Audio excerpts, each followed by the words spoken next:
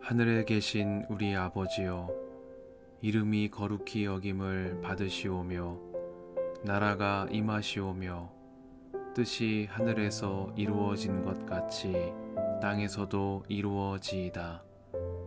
오늘 우리에게 일용할 양식을 주시옵고 우리가 우리에게 죄 지은 자를 사하여 준 것 같이 우리 죄를 사하여 주시옵고 우리를 시험에 들게 하지 마시옵고 다만 악에서 구하시옵소서.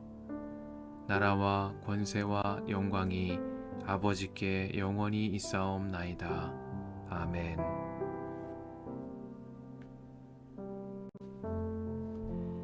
블레셋 사람이 이스라엘에 싸움을 걸어왔다. 이스라엘 사람들은 블레셋 사람 앞에서 도망하다가 길보아 산에서 죽임을 당하여 쓰러졌다.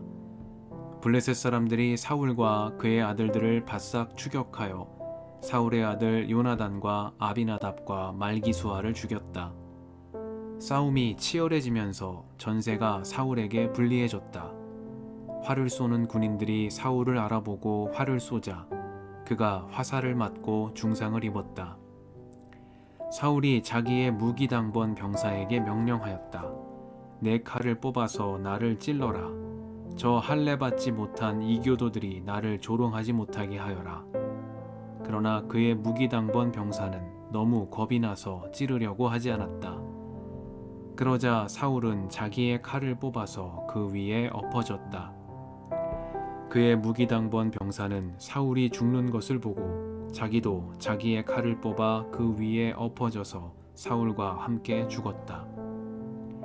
사울과 그의 세 아들과 그의 온 가문이 함께 죽었다. 그 골짜기에 살던 모든 이스라엘 사람은 이스라엘 군인들이 도망친 것과 사울과 그의 아들들이 죽은 것을 보고 살던 성읍들을 버리고 도망쳤다. 그래서 블레셋 사람이 여러 성읍으로 들어와서 거기에서 살았다. 그 이튿날 블레셋 사람들이 죽은 사람들의 옷을 벗기러 왔다가 사울과 그의 아들들이 길보아 산에 쓰러져 있는 것을 발견하였다. 그들은 사울의 옷을 벗기고 그의 머리와 갑옷을 취한 다음에 블레셋 땅 사방으로 전령들을 보내서 자기들의 우상과 백성에게 승리의 소식을 전하였다. 그런 다음에 그들은 사울의 갑옷을 그들의 신전에 보관하고 머리는 다곤 신전에 매달아 두었다. 길르앗의 야베스의 모든 사람은 블레셋 사람이 사울에게 한 모든 일을 전해 들었다. 그래서 그들의 용사들이 모두 나서서 사울의 주검과 그의 아들들의 주검을 거두어다가 야베스로 가져가서 야베스에 있는 상수리 나무 아래에 그들의 뼈를 묻고 이레 동안 금식하였다. 사울이 주님을 배신하였기 때문에 이렇게 죽었다. 그는 주님의 말씀을 지키지 않았고 오히려 점쟁이와 상의하며 점쟁이의 지도를 받았다. 그는 주님께 지도를 받으려 하지 않았다. 그래서 주님께서 그를 죽이시고 그의 나라를 이새의 아들 다윗에게 맡기셨다.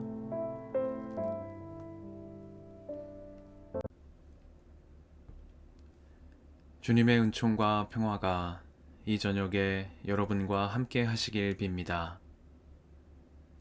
사울이 주님을 배신하였기 때문에 이렇게 죽었다.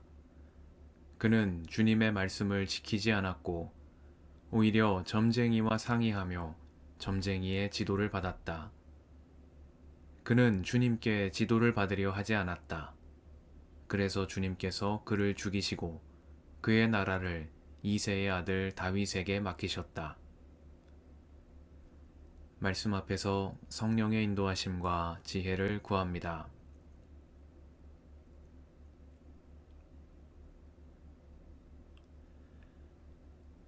역대지는 1장부터 9장까지 길게 이어진 이스라엘 자손들의 가계에 대한 보도를 끝마친 후 10장부터 이스라엘의 주요 역사에 대한 이야기를 이어나갑니다.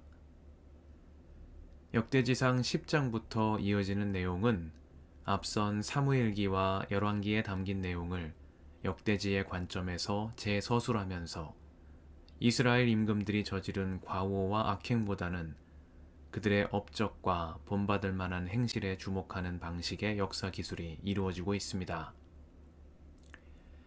이 이야기는 사울 임금의 죽음을 전하는 10장에서부터 시작됩니다.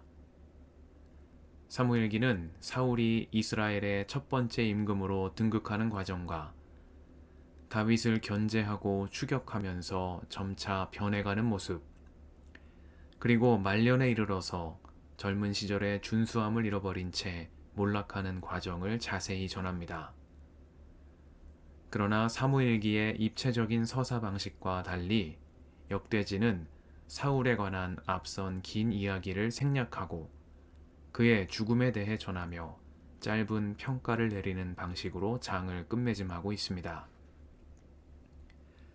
사울에 대한 역대지의 평가는 매우 차갑고 지나치게 편파적으로 느껴지기도 합니다.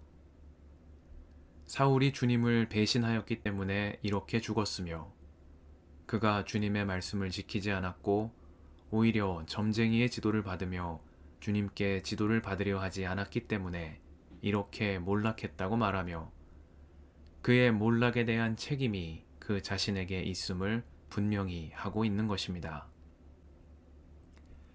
역대지는 사울에 대한 이러한 부정적인 평가에 이어 그래서 주님께서 그의 나라를 이새의 아들 다윗에게 맡기셨다는 언급으로 이 장을 마칩니다. 말하자면 사울의 죽음에 대한 보도를 지금부터 펼쳐질 다윗 왕조에 대한 말씀의 서론의 자리에 배치해 놓은 것입니다. 몰락한 왕조는 주님을 배신하였고 주님께 지도를 받으려 하지 않았기 때문에 패망했으나 이새의 아들 다윗의 왕조는 주님을 섬기고 주님의 인도하심을 따름으로 역사상 가장 융성한 때를 맞이할 수 있었다는 서사를 펼쳐 나가고자 사울의 죽음에서부터 이야기를 시작하고 있는 것이겠습니다. 이렇듯 역대지는 포로 생활에서 돌아온 유다 백성들에게 베냐민 사람 사울 임금의 역사는 축소하고 유다 임금 다윗의 역사는 부각시키는 방식으로 민족의 자긍심을 불어넣는 한편 이러한 이야기와 성전 제의를 통해 흩어졌던 사람들을 하나로 모으는 구심점 역할도 하고 있는 것입니다. 주님께서 사무엘을 통해 사울을 세우셨을 때 그는 이스라엘 자손 중에 그보다 더 준수한 자가 없다고 말할 만큼 겸손하고 준수한 청년이었습니다. 그러나 임금이 된 사울은 여러 번의 돌이킬 기회가 있었음에도 불구하고 오히려 그 자신이 주님 앞에서 등을 돌렸으며 말씀의 길에서 벗어남으로 주님의 심판에 이르게 되었습니다. 일찍이 사무엘은 아멜렉을 진멸하라는 명령을 어기고 전리품을 취하도록 한 사울에게 순종이 제사보다 낫고 말씀을 따르는 것이 순양의 기름보다 낫다고 말한 바 있습니다. 하나님께서 기뻐하시는 임금의 덕목은 주님의 말씀대로 행하며 주님의 뜻을 따르는 겸손한 임금이기 때문입니다. 오늘 본문은 이 일에 실패한 사울의 최후와 그를 이어 이 일을 이루어 나갈 이새의 아들 다윗 임금의 이야기를 교차시키고 있습니다. 주님의 복음 말씀을 따라가며 말씀에 순종함으로 그의 나라에 참여하는 기쁨을 누리는 우리가 되게 해주시기를 이 저녁에 간구드립니다. 함께 기도하시겠습니다.